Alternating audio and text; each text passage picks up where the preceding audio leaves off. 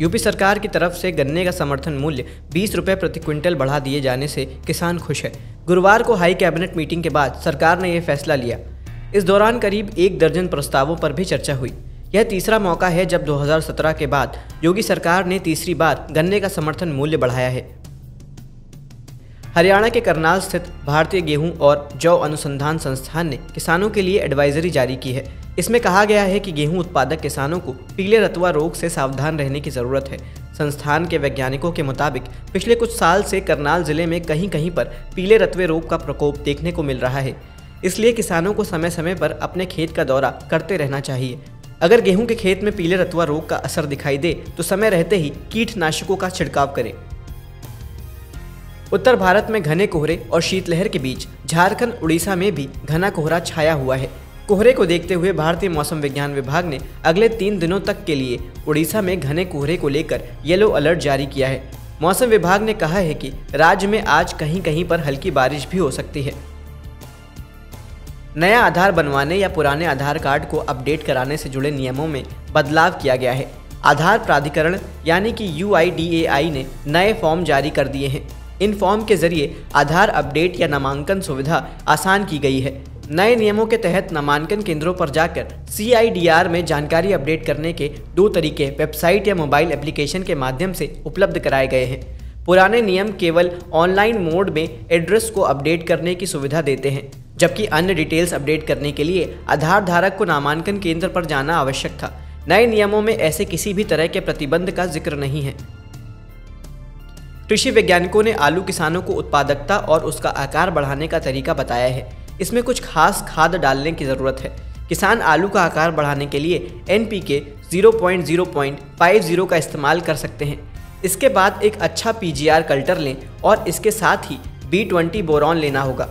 इसकी 200 से 210 ग्राम मात्रा प्रति एकड़ प्रयोग करें। इसके अलावा आलू की फसल में नाइट्रोजन, सल्फर, फास्फोरस और अन्य पोषक तत्वों को मिलाकर आलू का आकार बढ़ाया जा सकता है। केंद्रीय शिक्षा मंत्रालय ने देश में चल रहे अलग अलग कोचिंग सेंटर्स के लिए नई गाइडलाइंस जारी की हैं। नई गाइडलाइंस में बताया गया है कि कोचिंग सेंटर 16 वर्ष से कम उम्र के स्टूडेंट्स का एडमिशन नहीं कर सकते हैं।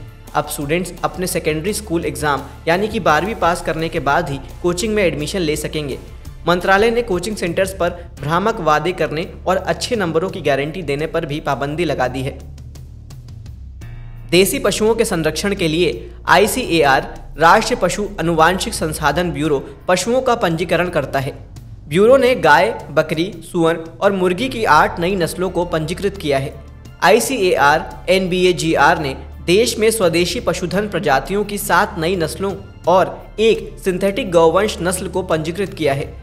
पंजीकृत नस्लों में गुजरात की अरावली मुर्गी, अंडमान निकोबार की अंडमानी बतख, छत्तीसगढ़ की अंजूरी बकरी, अंडमान निकोबार की अंडमानी बकरी, महाराष्ट्र का भीमथड़ी घोड़ा, अंडमान निकोबार की अंडमानी सूअर, आंध्र प्रदेश की माचेरेला भेड़ और उत्तर प्रदेश और उत्तराखंड की फ्राइजवाल गौवंश शामिल है।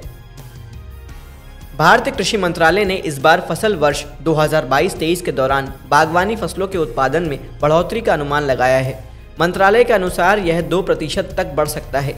मंत्रालय के अनुसार 2022-23 में कुल उत्पादन 355 मिलियन टन हो सकता है, जो साल 2021-22 के 347 मिलियन टन की तुलना में अधिक है।